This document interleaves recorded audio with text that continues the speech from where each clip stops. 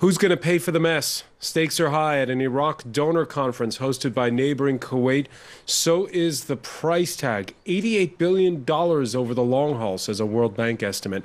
The pledges seem low at first. Donald Trump sent his Secretary of State. So far, no fresh cash, arguing instead for private investment. Others, too, are wary of throwing good money after bad. In an oil-rich nation whose public services seem fragile and whose leadership corrupt. But what government wouldn't be overwhelmed after, for instance, the flattening of Mosul? To keep the jihadists from returning, it's a real Marshall Plan that's needed to restore the vitality of one of the planet's oldest cities.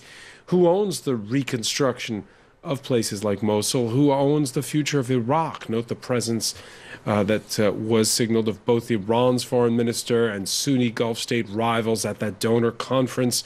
Finally, it's about more than just rebuilding roads, internet, and power lines. How to restore Iraq's public services if you don't have reconciliation and justice to go with it, the kind that can convince Iraqis from the diaspora to return and deal fairly with prisoners of war. Today in the France 24 debate, Iraq, who will pay? Joining us from Baghdad, Ahmed Rushdie, foreign policy advisor for the Speaker of the Iraqi Parliament. From Brussels, Joost Hilterman, Middle East Program Director for International Crisis Group. Welcome to the show. Thank you. And here in the studio, we're joined by documentary filmmaker Paul Moreira. You can catch on VOD in French, The Manufacturing of a Monster, about how ISIS overtook parts of Iraq. Thank you for being with us. Good evening. And we want to welcome as well a man who chronicled ISIS's occupation anonymously under the blog Mosul Eye. Historian Omar Mohammed has come out into the light. He's here with us in Paris. Thank you for being with us. Thank you. The France 24 debate on Facebook and Twitter, the hashtag F24debate.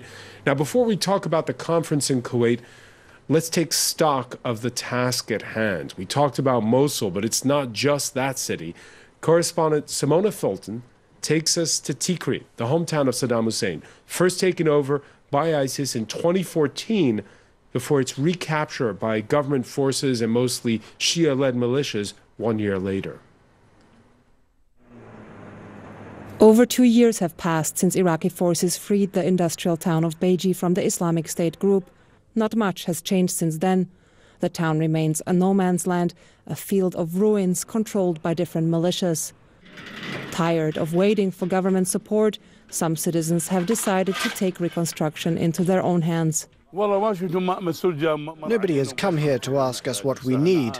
I've been here for 1 month and even a month and a half and nobody's come. We don't even have electricity or water. Like many other people who have fled Beji, Munir's family lives in nearby Tikrit. The capital of Salahuddin province faced far less destruction than some of the neighboring cities. Still, 3 years after liberation, the main hospital has yet to be rebuilt. Riyad is a member of the municipal council. He laments over the state of these facilities, where his own son was born. These are medical records of a patient. All the information about that patient, their entire medical history, treatments, etc. are contained in this folder. It's like we've gone back to the Middle Ages. In the absence of government funds, the United Nations plans to renovate the hospital. Billions will be needed to rebuild the rest of Tikrit, but donors are wary of pledging funds to a government known for corruption and mismanagement. Then, there is the unquantifiable cost of the psychological damage suffered by those who lived under the rule of the terror group.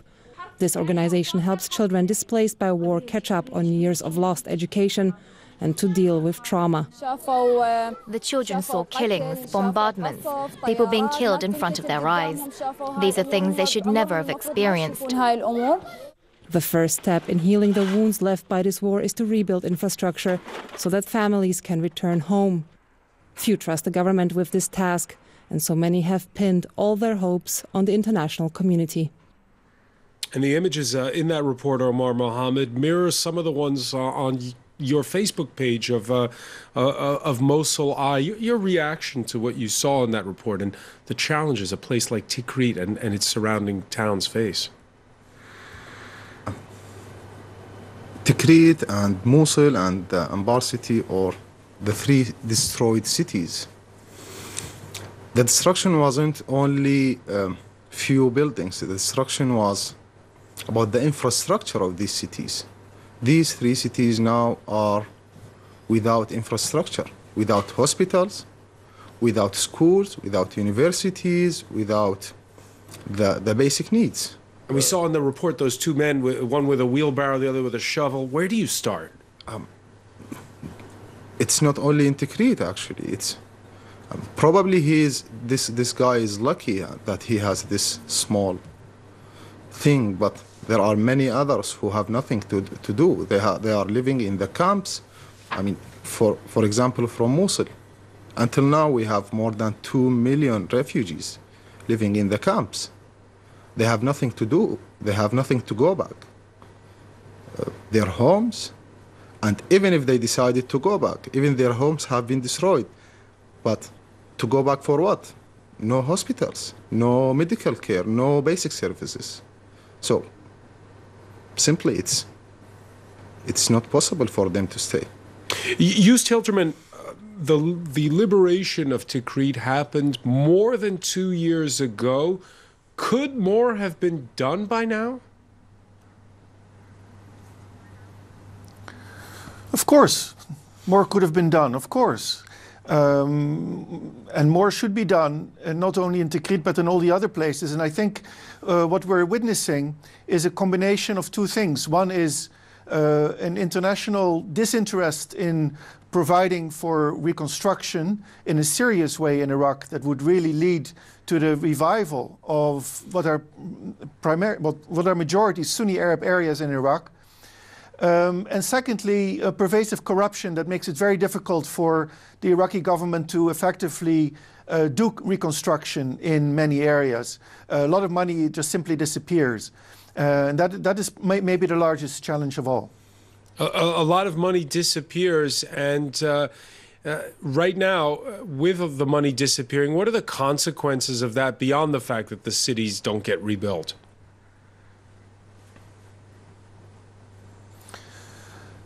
Well, I mean, it makes for bad governance throughout the country, of course. And I know that Prime Minister Abadi is of a mind to change this, but he faces very serious obstacles because the corruption has been institutionalized. So it basically means that the country itself, as a country, cannot really recover from all the shocks it has sustained in the past 3 or 4 decades. But the situation in the Sunni Arab areas is worse because there you've seen the devastation that you saw in the footage in Tikrit, in Mosul, in Fallujah, in many other smaller towns and villages. And so what you have, as Mr. Omar indicated, is a population that remains displaced and where, in addition, people are going to accumulate their grievances, and you will see further or renewal of radicalization and maybe the resurgence of some kind of insurgency in these areas in the long term. All right, among those in attendance at that donor conference, and let's turn our attention to it, the one that's taking place in neighboring Kuwait, is the French foreign minister. He has Jean-Yves Le Drian, who has first gone to visit Baghdad and Erbil. He talks of the need to do more than just rebuild. Will only sustainably recover if it brings together reconstruction, stabilization, and national reconciliation. These 3 processes are linked. And material reconstruction will also, therefore, have to take into account the human and social dimensions, which is why France will be particularly attentive to the inclusiveness of the construction efforts, which should not leave aside any region or community.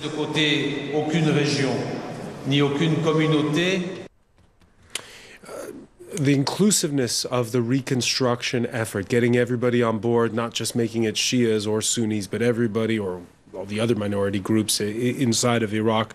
Paul Moreira, sources telling our Arab language colleagues, though, that among the donors, Sunni nations who want to give money just for Sunni areas. What are your thoughts on this conference taking place in Kuwait? First, I mean, it seems so incredible that I would need to confirm that, but from what I understood, the United States are not planning to give any money for the reconstruction of Iraqi towns, which I find totally surreal. Because I mean, I remember in 2003 when I mean I was in Baghdad when in April when Baghdad fell, and basically it was like history has been on repeat mode since then, because I mean these images I've seen them 15 years ago, and with the same claims, people needing. My first two words in Iraqi were karaba and mai, which means electricity and water. And 15 years after, I see the same people cleaning, sweeping the same streets with the same debris, with the same books on the floor, and the same libraries being destroyed. It's like repeating and repeating and repeating for 15 years. And we must remember that all of that after an intervention looking for non-existent weapons of mass destruction. I think there's an historical responsibility from the United States on this one, and they really would need to be on the forefront of people helping rebuilding Iraq. All right, lots of players present in Kuwait, including the U.S. Secretary of State, who's pledged his country's commitment to stamping out what remains of ISIS and to bolstering security in Iraq as well as in neighboring Syria. Rex Tillerson's words, though, following a tweet on Monday by his boss promoting a U.S. federal budget plan that aims to spend big on domestic infrastructure. Here's what Donald Trump tweeted.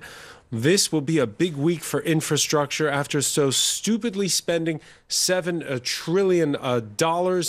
He says in the Middle East, it is now time to start investing in our country. By the way, the $7 trillion is overblown, say experts. Yeah, sure. But what was your reaction when you saw that? I'm shocked. I'm shocked. I mean, we must understand. I've been following this area of the planet for the last 15 years, and we have just created a monster. That was the topic of the documentary I done you're mentioning, that is going to strike back over and over again. I mean, it's a matter of even a security, our own security as Western countries, to be able to help the Iraqi people rebuild their country. It's massively in our interest, and seeing some expression of such selfishness is worrisome, because he is supposed to be the leader of the free world. So you better wake up and understand that if we do nothing to help this area of the planet, meaning Iraq and Syria, there will be dragons. We will be seeing a lot of bad stuff happening to us, because we know that when you forget countries like that in a shambles, what breeds is really ugly, usually. When Donald Trump tweets something like that, do Iraqis say, oh, well, that's Trump, that's not all of the United States? Yeah. I mean, whether Trump is serious or it's just a tweet, we don't know. I mean, we don't understand Trump anymore. But what he said is really true. I mean, why should the United States pay more money to Iraq while they were paying since 2003 for 15 years? And look what's happening in Iraq now. 3 destroyed cities with thousands of militias, with millions of displaced people. Why should they pay? And yes, there is hope with this conference in Kuwait, but not to repeat the same mistake. As I always said, if we want to really make a solution, a good solution in Iraq, this should be under international observation. And this conference, or the donors, or the companies that are willing to invest in Iraq, it should be under international observation directly, not through the Iraqi government. Hughes Tilterman, Donald Trump is touting the idea that there should be more private sector investment, that's the best way that you'll fix Iraq's broken infrastructure. Do you agree? Well, first of all, I think that reconstruction has to happen by Iraqi hands in the first place. Iraqis themselves know what the needs are and how they should be executed. And if you look at the $88 billion budget that or sum that the Iraqi government has set as a goal for reconstruction, it intends to pay most of that itself. So it is not counting on external sources for the majority of these funds. But obviously what comes from the outside should be a mix of state support and private support. But the important thing is that governments provide guarantees so that when private investments fail, for example, businesses will feel protected. That will allow a greater number of businesses to take the risk, the gamble of investing in a reconstruction in a country as uncertain as Iraq. So it has to be in combination. And I just want to note that in the day, the pledging is tomorrow, so we don't really know yet who is going to pledge what. But already yesterday, Kuwaiti NGOs pledged a total of $330 million. That's just Kuwaiti NGOs, and that's remarkable, and we should recognize that, and we should at least be hopeful that this kind of gesture is met by Western governments and regional governments. On your issue of inclusion, I just want to say it is very important that the aid that is given be colorblind. To the extent that it is channeled through the United Nations, international agencies and NGOs, that it not favor one group over another. You mentioned that the Gulf states may be supporting only Sunni projects, Sunni cities, but the problem is also that some Western governments are channeling their aid only to Christian villages and Christian areas. Both of that is wrong. Aid should be colorblind, and it should go to all the areas that are most deserving, simply on the degree of their destruction. On the degree of their destruction, Paul Moreira, is that possible today? And of course, this conference is taking place in the context of the build-up to a general election that's happening in May in Iraq. Mm.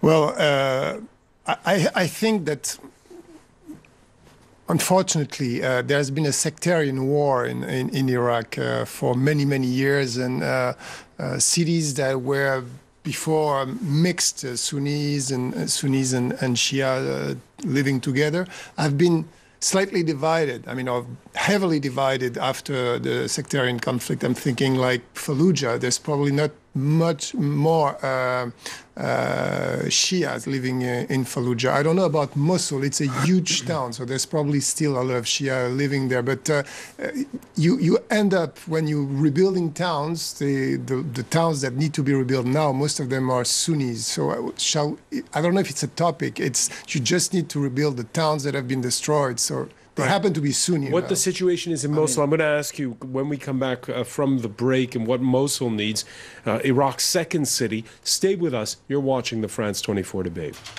Welcome back, or welcome if you're just joining us. It's the France 24 debate, and we're discussing the plan for rebuilding cities and towns and areas in Iraq that were destroyed during the fight to oust Islamic State militants. That conference taking place in neighboring Kuwait. With us to talk about it from Brussels, Joost Hilterman, Middle East Program Director for International Crisis Group. Paul Moreira, founder of Premier Ligne television documentary filmmaker. And we also want to welcome back Omar Mohammed, who has chronicled ISIS's occupation under the blog Mosul Eye.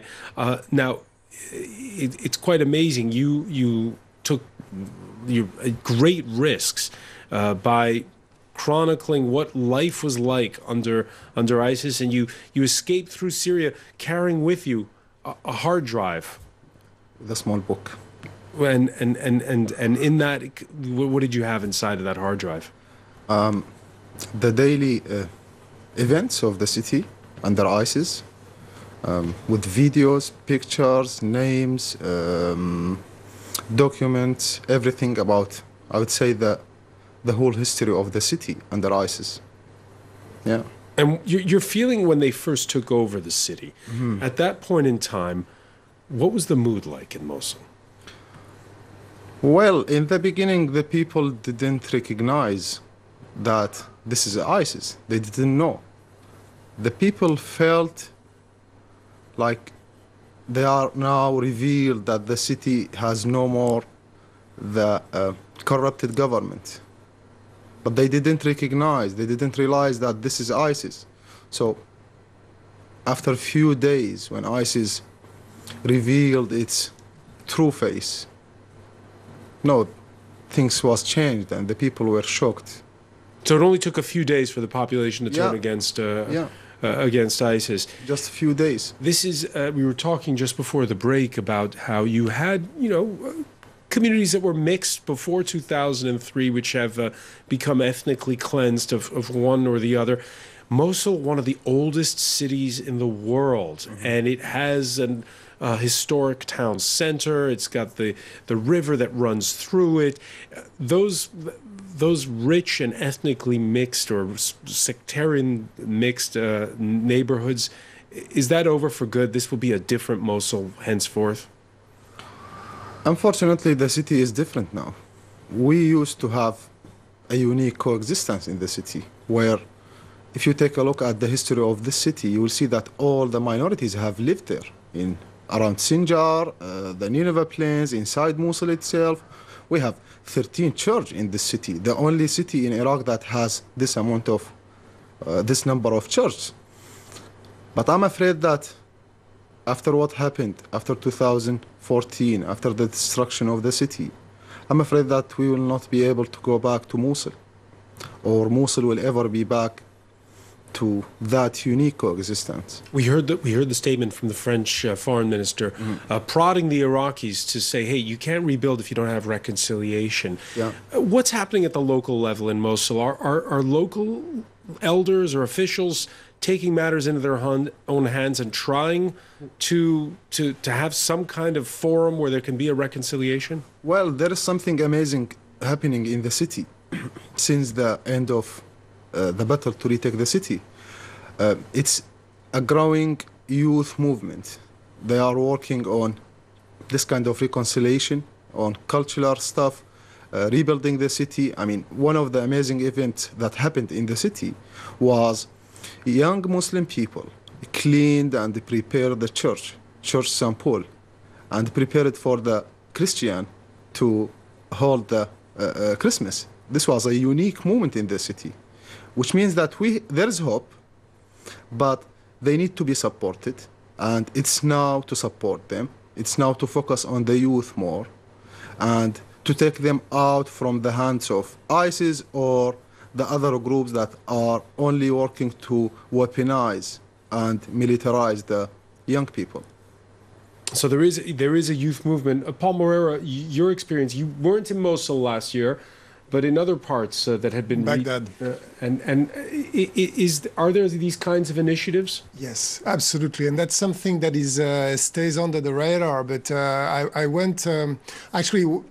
Story of the documentary I was doing is to go back and meet a guy I had filmed in 2004. So to meet him 12 years after, and to have his impression about how did he get into what we know today. And he was a member of the militia called the Mahdi Army. There's this Shia militia from Sadr City. They were quite radical nationalists. Sadr City, which is a neighborhood Shia of Baghdad. 100% Shia. And he gained a bit of weight. 12 years have passed by, and he said, you have to come to the Friday demonstration. They call it the Iraqi Spring movement. And he brought me to this Tahrir place, Tahrir Square, where I saw something very, that put me in a very good humor. Because I saw young people, I saw women without scarves that were from the left parties. I saw secular parties. I saw the guys from the Muqtada al-Sadr party, the Mahdi Army party. And they were demonstrating together, and I think now they run a coalition for the next election. So that you have a coalition of what was once one of the fiercest militias that was really a dangerous militia. Now doing a coalition with communist and left-leaning parties, and they're going to election together. And physically, it's something unseen to have these young people, women without any women who are Christian or even atheists, like claiming to be atheist, demonstrating with religious people, and that was something very unseen for me. But forgive me for asking: is this just a small group of people in a country that's run on patronage politics? Yeah, just one thing regarding the Muqtada al-Sadr. He is the only religious man who recently allied with seculars, which means that there is a new way in Iraq to do the political stuff, to work alongside with what they call them. I mean, the Mahdi militia was one of the most militias that were involved in the sectarian war in Iraq. But now it's different. And I was referring to the youth movement in the aftermath, after the liberation of Mosul. It's really different and unique. I mean, we have seen people coming from southern Iraq to Mosul to support the people of Mosul. And we have seen people from Mosul going to southern Iraq to thank them for the liberation of the city. This couldn't be happened before 2014. There are many chances now. They have opportunities. It's difficult, yes. The social structure have been damaged, badly damaged, but there is a possibility to rebuild it again. And they want it, and they want it. That's what's so striking. All right, let me ask you, Joost Hilterman, on this point. Joost, this is what, there is this movement that's being described. Another scenario that's being described in the upcoming May elections is the return of Nouri al-Maliki, who is a polarizing figure inside of Iraq. How do you convince those inside of the diaspora in Iraq, those who've been away since 2003, not just civil servants, but engineers, doctors, to return?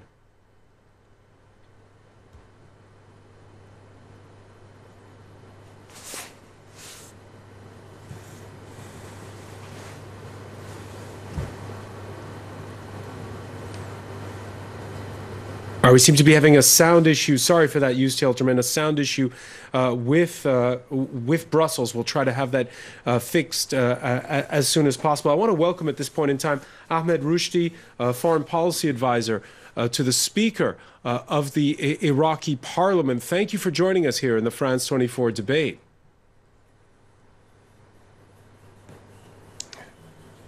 The question we've been asking at this point in time, Ahmed Rushdi, is about at this point in time whether or not Iraqis can rebuild if they haven't gone through with reconciliation.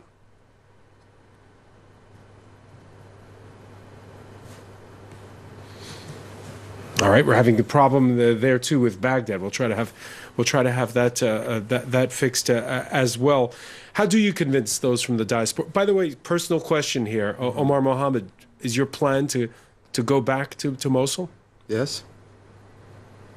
And many Iraqis, I suspect, don't share that plan at this point in time.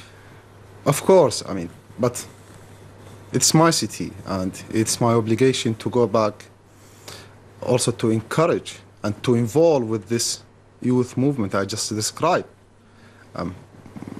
We have an opportunity now. We have to take it seriously. The prospects, so up in the air. Another question that's been asked is, and gets us back to that tweet that we mentioned by Donald Trump about the United States prefers to spend on Americans. A lot of people asking why the Iraqis aren't spending more, or rather, where's the money right now? Yeah. Because oil exports are booming in Iraq. Exports from the southern terminal of Basra have most notably been going up and up and up, making Iraq's OPEC's second biggest producer. Statistics from Bloomberg talk of 3.7 million barrels a day at the end of last December. After hitting a peak there in November, most of that's in red. It comes out of Basra. The rest comes out of other places. Paul Moreira, where's that oil revenue? If I knew. No, that's something that is really surprising when you go to Baghdad nowadays, is the amount of luxury cars that you see, the amount of wealth of hotels that obviously are occupied by businessmen. And so there's a part of the country that is very thriving in terms of business. And then there's the other part, And I think that's the core issue about Iraq nowadays, is that they have to share the wealth more thoroughly. Because when I go back to the Shia neighborhoods, the poor Shia neighborhoods, they have the same problems. The electricity is running on and out, on and off. The water is semi-clean. And so basically 15 years after, they still need to fix the basic infrastructures. And if they don't do that, they'll keep on having on breeding problems later, because people are so angry that all those years after, nobody, neither the Western countries or the government, have been able to fix the basic infrastructure of a country. Omar Mohammed, how do you explain it? Where is that money? I mean, we have to admit, it's not about sectarianism, it's not about religion in Iraq. It's the corruption within the government. It's unbelievable corruption. Everything is corrupted. And that's why we say that we feel there is hope with the Kuwait conference. But still, we don't know if this money is going to the hand of this corrupted government. Are they going to give the money to the government, and the government will do the same thing, and we will lose the same money again? It's the corruption. This is what we are asking. I always talk about this. I talked about this with the European Parliament. We need more international observation to help Iraq to stop, or, I mean, I don't want to be much optimistic about this, to end the corruption, but to limit the corruption at least. So to give the other people the chance to work. It's the corruption what makes Iraq like this. It's the corruption what brought ISIS. The corruption that brought ISIS, you're saying, and yeah, the amounts of money are stupendous. That we don't really know where they're going. And we heard Joost Hilterman saying that he'd like to see international aid groups actually channel the money directly. Would Iraqis agree to that? I'm not sure that, but what happened today and yesterday in the Kuwait conference, I hear that the Iraqi government have somehow approved and agreed with the international organizations to make them work in Iraq without going through the Iraqi government, or to give them their space. I hope this will happen. I'm not sure, but this should, I mean, is the only solution. All right, among those arriving at this conference, the foreign minister of Iran, Mohammad Javad Zarif, landing, saying his country would stand by the Iraqi people together. We have confirmation that he's there. He's at the same conference as the U.S. Secretary of State, Paul Moreira. What can this Kuwait conference achieve in that respect? Well, about the Iranian presence, I mean, it would have been very, very surprising that if the Iranians wouldn't been at this conference, because basically they have a hand on the country. I mean, they control. We all know that they control the Interior Ministry. They have a lot of influence in the country. Maybe a bit less now. But I remember that when the Americans were still in the country, there was an Iranian joke saying, if the U.S. or Israel want to bomb us, we don't care because we have 140,000 hostages. Speaking about the American soldiers on the ground in Iraq, and basically that the influence of Iran is difficult even to imagine. It's very pervasive and very efficient. So of course they're going to be at this conference, and I presume that they will sign some checks for the rebuilding of Iraq. Is it a good news or a bad news story, the fact that Iran is there? It's a reality. They are in Iraq, therefore they are part of the diplomatic game. I mean, it would be very strange that they wouldn't come to this conference. And you have as well the fact that it's being hosted by Kuwait, the country that Saddam Hussein overran in 1990. What does that tell you as well? Why did Kuwait want so badly to be the host of this? This is a serious test for Iraq. And this is a good message from Kuwait, which is the Gulf, that we want to work with Iraq, And if Iraq succeeded in this test, I think we will get closer to the Arabic Gulf, and Iran still has its influence on Iraq, but in Iraq, I see there is a new situation.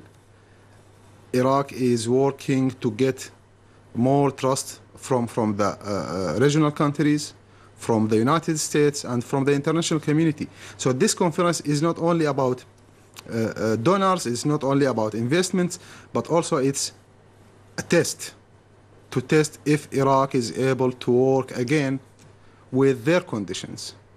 A unique window of opportunity, the fact that you have all these countries together and they're around the same table? In Kuwait, it's a unique opportunity. In Kuwait, Paul Moreira. Yeah, it seems odd when we remember 91 and Kuwait was invaded and it was the beginning of the first Gulf War, to think that it happens in Kuwait now. But again, I mean, I'm still surprised that it doesn't trigger much of an outcry. The fact that the U.S. are clearly stating, or at least Mr. Trump, that happens to be the president of the United States, is clearly stating that he will try as much as possible not to put a dime into an operation into rebuilding Iraq. I mean, it seems very strange and odd to me. I mean, we disagree on that. One final question on this, which is the French foreign minister, while in Baghdad, saying it's okay to try French jihadists who are being held, but please don't impose the death penalty on two alleged female radicals who are in Iraqi custody right now. Your thoughts on the way France and other nations are handling their foreign fighters who are being held captive in Iraq? Well, in terms of international law, it makes sense. I mean, they committed crimes in Iraq and Syria, and they should be judged where they committed their crimes. And obviously, from a military point of view, it's going to solve a lot of problems, because we all know that Iraqi and in Iraq they're going to be subject to the death penalty. I don't know about the two ladies. I don't know their responsibilities, but obviously that's going to solve a military problem as well as a political problem. For the French. They're going to get rid of a lot of guys who are in the hands of the Iraqi army now. Over the past few days, Omar Mohammed, and again, you were subject to this firsthand, to the occupation of ISIS in Mosul. There's been a lot of media coverage over the capture of and what to do about two of the remaining so-called Beatles, this group of jihadists who held foreigners captive and videotaped the beheadings. What are your thoughts on the way that their fate is being handled? Well, there's still a problem to deal with this, with the ISIS fighters, whether they are foreigners or locals from Iraq. In my opinion, the only solution is to bring them to justice, to International Court of Justice, to consider them as criminals, committed crimes. They should be judged according to this. To The Hague? Yeah. If the European countries, if they don't want to bring back their fighters, they should be judged according to the Iraqi law. Or to make the right solution is to make it like an international law, to consider all the ISIS fighters, whether they are locals or foreigners, and to bring them to justice. Omar Mohammed, I want to thank you. I want to remind people that your blog is called Mosul Eye. Thank you for joining us. I also want to thank as well Paul Moreira. Your documentary is called The Making, what is it? Fabrication of a Monster.